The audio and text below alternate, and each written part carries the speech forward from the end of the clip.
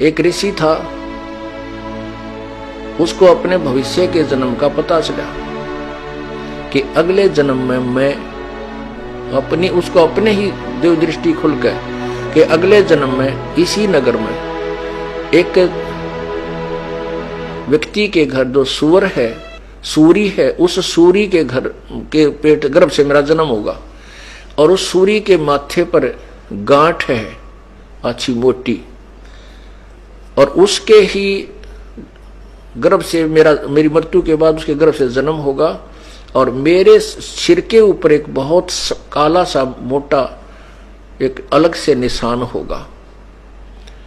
तो उसने अपने बच्चों से कहा, बेटा मेरी मृत्यु होगी, मृत्यु के बाद मैं उस व्यक्ति के घर जो सूरी है ऐसी उसकी गांठ है और मैं उसके घर जन्म लूंगा।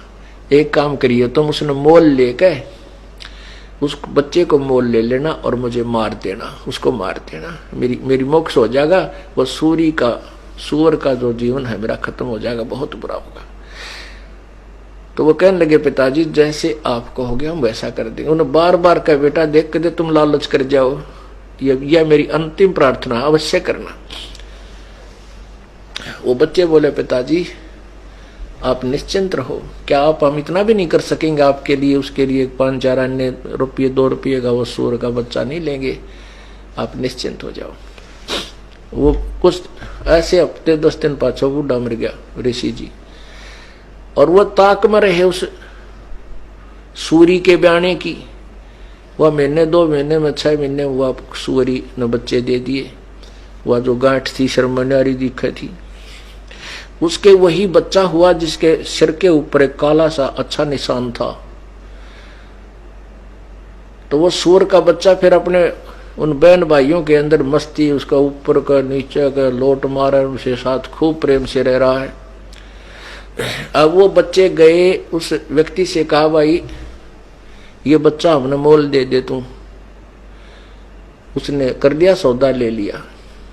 जब उन्होंने मोल ले लिया और उनने वो बच्चा उठान लग गए, वो भाग लिया, फिर पकड़ा भाग भूख है, और वह कहे, पिताजी हम आपके अपने वचन को पूरा करने आए हैं। जब वो सूअर का बच्चे में चेतना दे दी काल ने, वो सूअर का बच्चा कहता है, भाई बेटो मुझे मत मारो, मेरे मारने से तुमने क्या मिलेगा, क्यों पाप के भागी होते हो। तो कहने लगे, पिताजी आपने तो कहा था भाई इसको मोल लेकर के मुझे मार देना।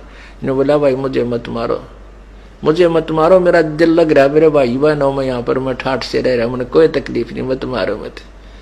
उन्होंने छोड़ दिया, भाई मत मारो, क्यों मारा, जो पाप तो वैसे पाप ही है।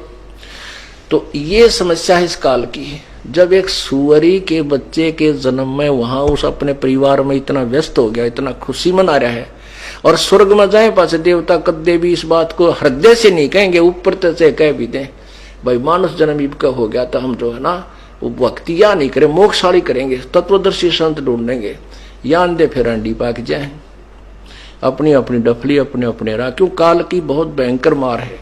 तो ये वहां पर हृदय में कसक कि भगवान ये तो गलत स्थान पर आगे तड़फेगा, वो एकाध ही होता है। कहते हैं उसकी वो जो मेरी प्यारी आत्मा ऐसे वहां तड़फ करेगा, उसके पास पहुंच जाऊंगा, उसको शरीर को ऑफ कर दूंगा वहीं से, देव वाले शरीर को, और उसको ले आऊंगा वहां से, फिर मनुष्य शरीर दे दूंगा। अब देखो वो परमात्मा तो हमारे लिए इतने खाड़े भरन लाग रहा, और हम कति बालक की तरह उसकी तरफ परवाह नहीं कर रहे। तो पुण्यात्माओं ये बातें कहने सुन की नहीं, ये कर पाड़न की है। ये सुनकर आनंदित होने तक सीमित नहीं रखना, इनके ऊपर स्टेप बाय स्टेप आपने कदम रखने हैं। शिव मंडल ब्रह्मापुरी चाहे विष्णु लोक में हो, अमरे गुण भूले नहीं तो आन छुटाऊं तो कहते मैं तेरी वहां से भी पीछा छुटवा दूंगा और फिर तुझे मानुष शरीर दे दूंगा। लेकिन मानुष शरीर पाके फिर वही बकवादा बढ़ जावा हम। तो इससे क्या है, जैसे आपने संत परमात्मा की वाणी सुनी कि चलते मार्ग जो गिरे तासर नाही दोष, कह कबीर बैठा रहे उसको करने कोश। अब जैसे परमात्मा ऑप्शन दे रहे हैं कि जो कतिये नहीं लगा इस मार्ग पर अभी तक, बिल्कुल स्टार्ट नहीं करी जिसने भक्ति या सत्य भक्ति, वो तो बिल्कुल अभी तक सारा काम उसका शेष है, सारा सफर शेष है। और जो चलते मार्ग गिर गया वो कुछ तो सफर तय कर चुका है, यदि आगे बर्बाद ना करेगा।